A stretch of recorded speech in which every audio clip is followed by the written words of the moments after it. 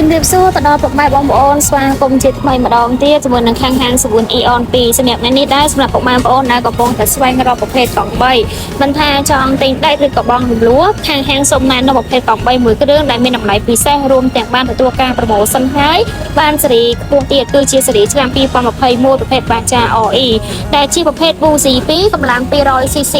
ហើយសម្រាប់ទឹកថ្នាំគឺយើងជួសទៅកាន់តំបន់ខ្លះៗទេហើយយើងក៏បានតបតាំងទៅលើប្រភេទកង់3ហ្នឹងដូចដូចជាស្រ័យជាមួយនឹងការតបតែង VIP តែយើង remix ពណ៌ live វិញដែលយើងលាយជាមួយនឹងពណ៌ប្រផេះពណ៌ខ្មៅជាមួយនឹងពណ៌ស